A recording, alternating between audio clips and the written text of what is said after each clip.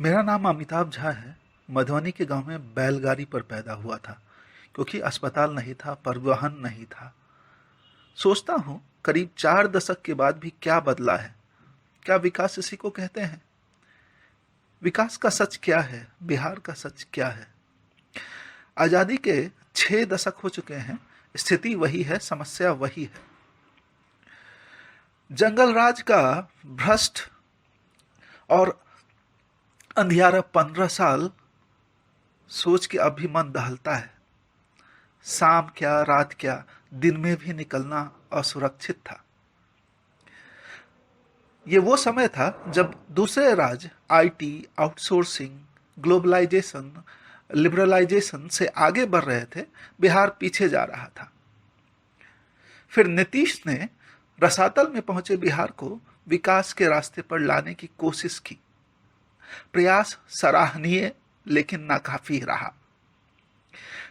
Somalia से तुलना करें तो विकास है, पर अन्य राज्य से, देश से करें तो बहुत धीमा विकास है और बिहार अभी बहुत पीछे है। हर क्षेत्र में पिछड़ा हुआ है। पिछले चुनाव में नीतीश जी ने आह्वान किया निर्माण या विध्वंस। आपके हाथ में। जनता ने सर्वमत से निर्माण चुना। सब कुछ इतना अच्छा जा रहा था। फिर क्या हुआ कि बीजेपी को लात और जंगल राज का साथ। क्यों ऐसा? बिहार का हालत क्या है सोचिए। शिवहर में 600 रुपया महीना कमाता है लोग। 600 रुपया महीना में क्या होता है? ये वहां पे औसत कमाई है। और बेगूसराय में 1500 रुपया महीना कमाने वाले को बिहार सरकार अपने रिपोर्ट में धनी बताती है।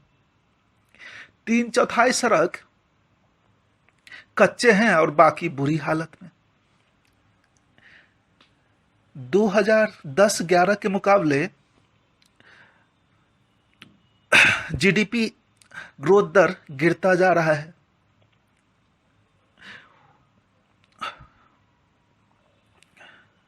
बिहार में बिजली का खपत औसत 144 किलोवाट आवर है और भारत का 927 किलोवाट आवर। यहां पे इतना कम बिजली का खपत होता है। बिजली का खपत कम का मतलब है बिजली बचता नहीं है। मतलब है कि बिजली उपलब्ध नहीं है या लोग आर्थिक रूप से कमजोर हैं, व्यवस्था कमजोर है।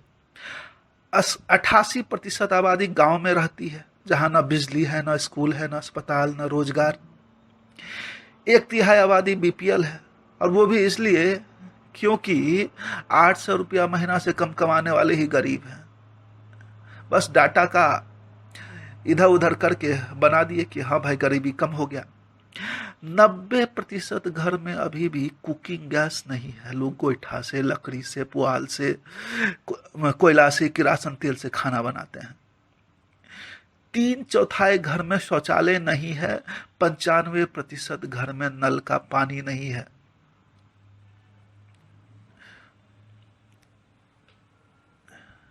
साठ 60% बच्चे चिकित्सा सुविधा के बिना, अस्पताल के बिना बाहर पैदा होते हैं। कृषकों की संख्या लगातार बढ़ रही है, घट रही है, बढ़ नहीं रही है, घट रही है। शिक्षा पलायन जारी है। युवा जो प्रदेश की तकदीर बदल सकते हैं, बाहर जा रहे हैं, क्योंकि शिक्षा एवं उच्च शिक्षा संस्थानों का अभाव है। अभी भी बिहार में सिर्फ 10 इंजीनियरिंग कॉलेज है। इतना तो बेंगलोर के एक रोड पर है। और मेडिकल कॉलेज मात्र 11 है। सोचिए कहां से डॉक्टर आएंगे इतने जनसंख्या के लिए।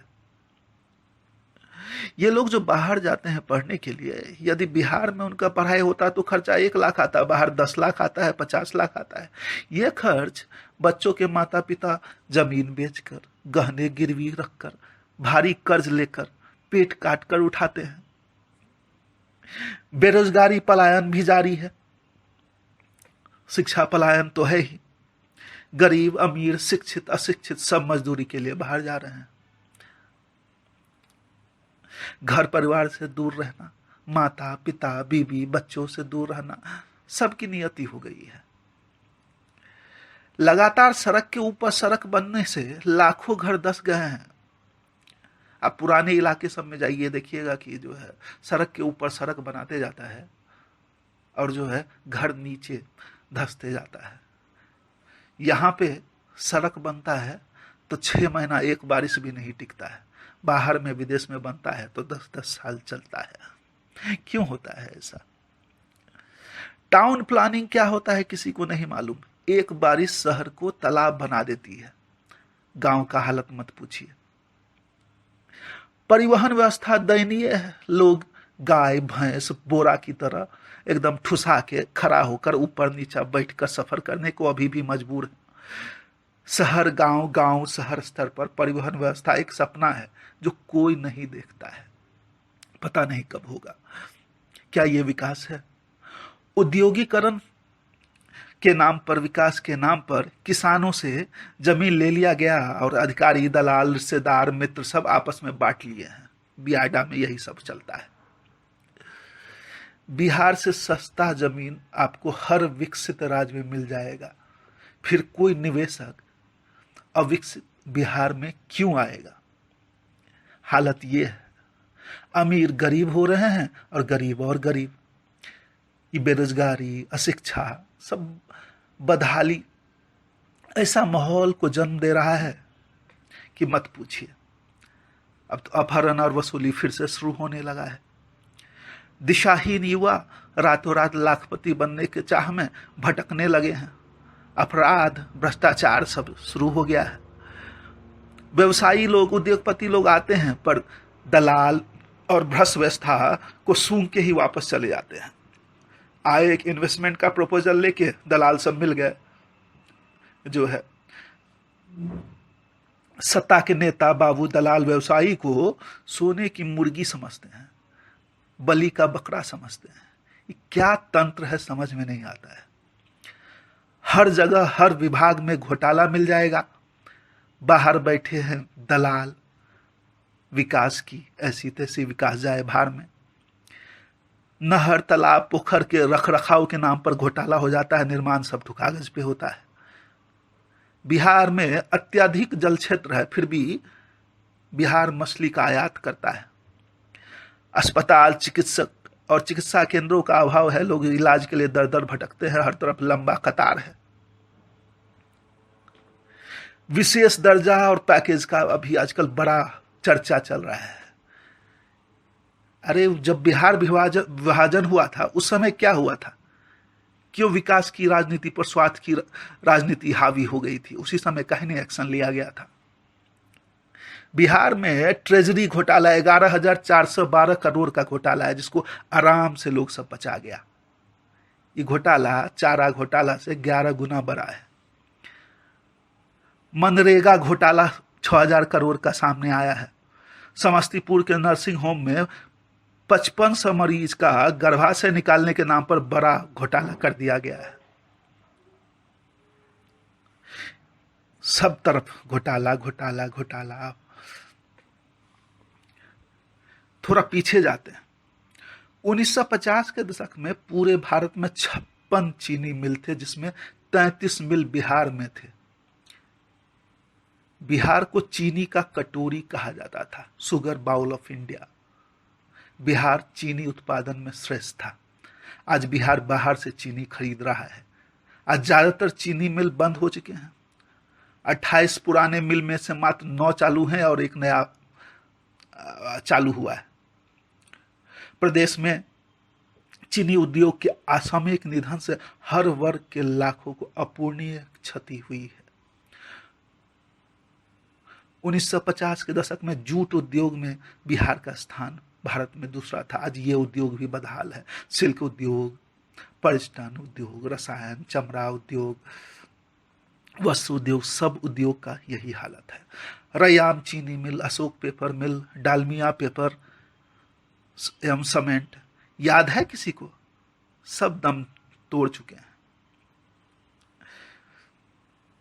Scooter, Bihar scooter, IDPL, Aryavart, सब इतिहास हो गया हुआ है। कत्ल हो गया है लाखों लोगों के सपनों का। कौन है इसका जिम्मेदार? कौन है इसका जिम्मेदार? आंख बंद कीजिए, सोचिए, आत्ममंथन कीजिए। कौन है इसका जिम्मेदार? भ्रष्ट एवं अयोग्य नेतागण, या हम जो हमेशा उनको चुनते आए हैं?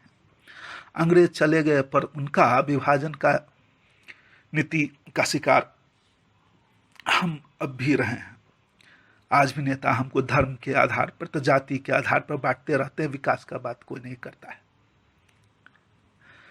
5 साल ये नेता लोग जो है नोट बटोरते हैं और फिर जो है इलेक्शन के समय आके चले आते हैं थोड़ा खुदरा हम लोग के बांटने के लिए कि चलो भाई, एक वोट का कीमत 10 रुपया, 50 रुपया, 500 रुपया ऐसा लगाते हैं। हमें या तो ज्ञान नहीं है या हम आंखें बंद कर उनका शिकार बन रहे हैं। एक कहावत है, यदि आप ठगे जाने को तैयार हैं तो बाजार में ठगने वालों की कमी नहीं है। आजकल के नेता सब ऐसे ही हो गए हैं। 60 साल हो गया लेकिन सब स्थिति वैसा ही का वैसा ही है। इसलिए प्रार्थना करता हूं बिहार के वोटरों से, सब जाग जाइए। हम अपनी जिंदगी जी चुके हैं या जी रहे हैं, पर यदि हम नहीं जागेंगे तो स्थिति नहीं बदलेगी। जो आज हमारे साथ हुआ वो कल हमारे बच्चों के साथ होगा। यदि हम नहीं जागेंगे तो आज हम उनके शिकार हो रहे हैं, कल बच्चे होंगे। आपका नेता बनने वाले, वोट मांगने वाले लाखों मिल जाएंगे, पर सोचे कि उन्हें क्यों वोट दे।